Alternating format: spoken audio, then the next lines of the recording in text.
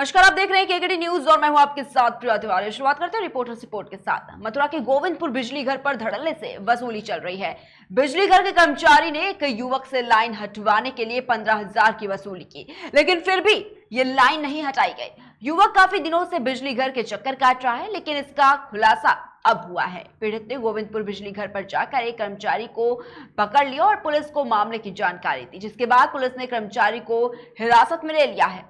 Police से हिरासत में बिजली कर्मचारी से पूछताछ चल रही है। 15,500 रुपया लिया आप पे दलाली। आपका नाम क्या है भैया? दीपक सागर। दीपक सागर, कहाँ काम करते हो आप? गोविंदपुर है गोविंदपुर बिजली घर। गोविंदपुर बिजली घर। आपने लिए थे इनसे पैसा दलाली के? लिए थे 15,000 रुपये। क्यों लिए थे? आपको पेमेंट नहीं करती है सरकार? ठीक है। तो आपने दलाली क्यों ली थी?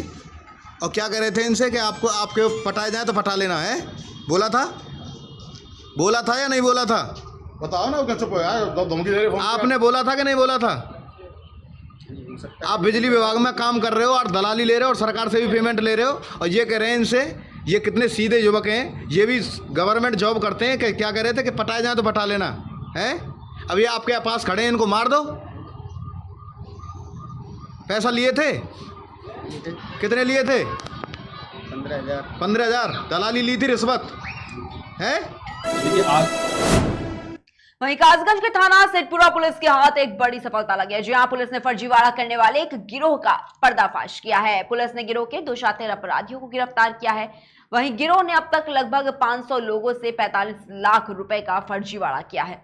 वहीं आपको बता दें कि यह गिरोह नौकरी के नाम पर लोगों से ठगी करता था। देखिए, आज एक धोखाधड़ी के केस का खुलासा कासगंज पुलिस द्वारा किया जा रहा है। एक कंपनी जिसका नाम गुलनाज फाउंडेशन करके है, जो कि एक एनजीओ के रूप में और कंपनी के रूप में ये लोग ये काम करते हैं और लोगों से सिलाई का मटेरियल दिलवाना, उनको नौकरी दिलवाना, एक कंपनी खुलवाने के नाम पे कुछ पैसे ये लोग लेते हैं, बाद में वहाँ से गायब हो जाते हैं। ना ही कुछ उनके लिए करते, ना उनके पैसे जो है वो वापस करते हैं। इस तरीके से लगभग 200 लोगों से धोखाधड़ी का मामला ये सामने आया है। लगभग 35 से 40 लाख रुपए की धोखाधड़ी का मामला सामने आया है। ये लोग नेशनल स्किल डेवलपमेंट काउंसिल का लोगो, स्किल डेवलपमेंट का लोगो जो है अपने रिसीट्स पे छपवा के लोगों को गुमराह करते हैं। इसीलिए धारा 420, 467, 468, 471 फौजरी में इनके खिलाफ मुकदमा दायर किया गया है 2 थाने में, सहावर और सिद्धपुरा में। जो एप्लीकेशन जिसमें प्राप्त हो रही है, मुकदमे हम लोग दर्ज करेंगे और ऐसे गिरोह के अगेंस्ट 14 की कार्रवाई गैंगस्टर एक्ट में भी हम लोग करेंगे और इनकी प्रॉपर्टी जो है इसका जब्तीकरण हम लोग करेंगे। वहीं खबर मथुरा से, जहां पर महाराणा प्रताप की जयंती के शुभ अवसर पर अमर कॉलोनी से लेकर सतो गिरधरपुर होते हुए रैली निकाली गई। और इस मौके पर हमारे संवाददाता अजीत चौहान जुड़ चुके हैं।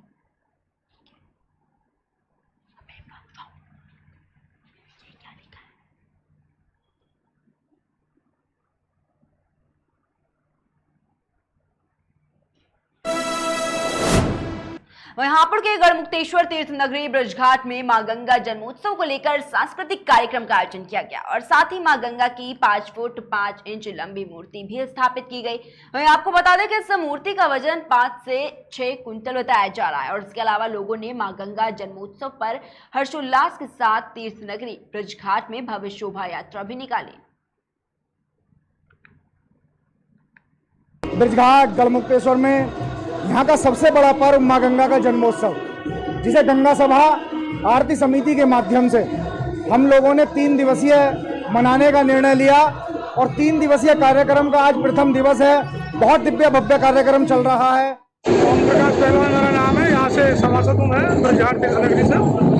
गंगा माता का जन्मदिन है आज। उसके जन्मदिन के उपलक्ष्य में एक कार्यक्रम प्रतिवर्ष पंखा कमेटी के द्वारा आयोजित किया जाता है। कितने सालों से ये कार्यक्रम किया जा रहा है? ये करीब 30-32 वर्ष से ये कार्यक्रम हो रहा है। सुरक्षा की व्यवस्था के लिए यहाँ पर किस तरह के इंतजाम किए गए आने वाले श्रद्धालुओं के लिए?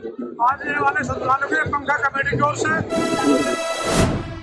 राजस्थान के जालौर में एक इलेक्ट्रॉनिक की दुकान में आग लगने से लाखों का सामान जलकर राख हो गया। आग इतनी भीषण थी कि देखते ही देखते पूरी दुकान 40 मिनट के अंदर आग का गोला बन गई। बताया जा रहा है कि एलईडी बल्ब में विस्फोट होने के चलते ये आग लगी है। वहीं आग लगते ही दमकल को सूचना दी गई, लेकिन करीब 40 मिनट तक दमकल विभाग मौके पर नहीं पहुंच सका।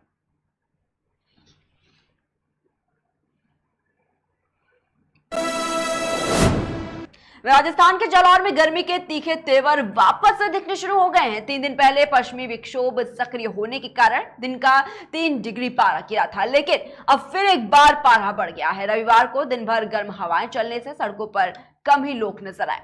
शहर में मई के महीने की शुरुआत में पारा 44.7 डिग्री के पार हो गया।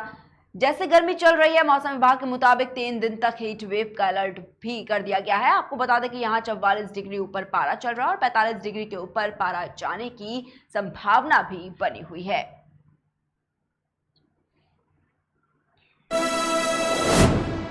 खबर सीहोर के बुंदी से, जहां बुंदी घाट स्थित शंकर भोलेनाथ के मंदिर पर प्राण प्रतिष्ठा का कार्यक्रम संपन्न हुआ और इस 7 दिवसीय कार्यक्रम में प्रतिदिन सैकड़ों लोग शामिल हुए। शोभा यात्रा में शंकर भोलेनाथ, मां पार्वती और अनेक भगवान की झांकियां भी निकाली गई। साथ ही झांकी में आकर्षक नृत्य भी प्रस्तुत किए गए।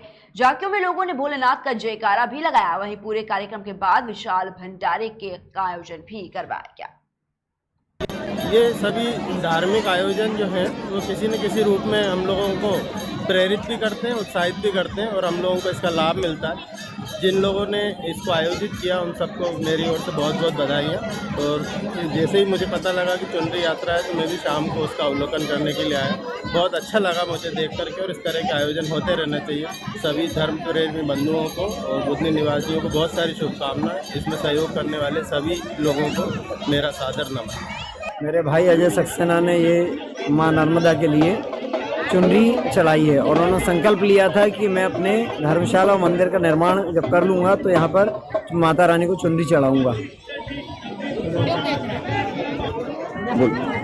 ये चुनरी लगभग 1000 मीटर के लगभग इसकी लंबाई है, जो एक सिरे से दूसरे सिरे तक जाएगी। फिर वापस आके इसको टुकड़ों में पीसेस करके और अपने परिवार के लोगों को सभी मिलने जुलने। वहीं चित्रकूट के मानिकपुर विकास खंड के कल्याणपुर गांव में कंपोजिट विद्यालय में पानी के पर्याप्त संसाधन न होने के चलते लगातार छात्रों की संख्या घटती जा रही है। वहीं कल्याणपुर कंपोजिट विद्यालय के प्रिंसिपल ने आरोप लगाया है कि कुछ दिन पहले ही बोर में लगा समरसेबल पंप चोरी हो चुका है, जिसकी जानकारी हमने उच्च अधिकारियों और गांव के प्रधान को भी दे दी थी।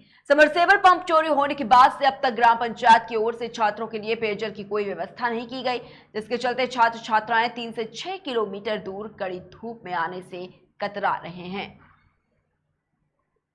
बेटा कितना साफ पानी है आप ये बताएंगे? बारिश कर रहा है और लाल भी हो जाता है कुछ देर बाद। पीते हो इसी पानी को? नहीं सर जी। तो कैसे करते हो? सर जी बाहर से लाते हैं। बाहर जाना पड़ता है। यहाँ तो हाईवे वगैरह है, फिर रोड है, गाड़ियाँ चलती हैं। साइड से जाती थी।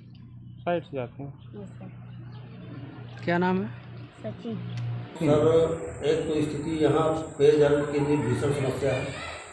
हमारे यहाँ समरसेबुल जो है जो लगा हुआ था वो 1/2 मार्च को चोरी हो चुका है, जिसकी पुनः स्थापना अभी तक जो है ग्राम पंचायत द्वारा जो है नहीं की जा सकती है। तो सबसे पहले प्रमुख समस्या है जल की, पेयजल की। दूसरा ये है कि जो बच्चे हैं वो बच्चे सर यहाँ से 6 किलोमीटर तक के दूर तक के हमारे यहाँ बच्चे विद्यालय में पंडित हैं। और जब पानी की समस्या होगी तो सब आप ही बताएं कि जनहानि से जो है बच्चे ना आना ज़्यादा अच्छा है कि हीट वेव किसी को लग जाए। वहीं कासगंज के पटियाली में बीते मंगलवार को टैक्सी और बुलेरो की जबरदस्त भिड़ंत में 10 लोगों की दर्दनाक मौत हो गई थी। सभी मृतक फर्रुखाबाद के ही निवासी थे, जिसको लेकर सांसद मुकेश राजपूत और कायमगंज एसडीएम गौरव शुक्ला चिलौली गांव में पीड़ितों का दर्द बांटने पहुंचे।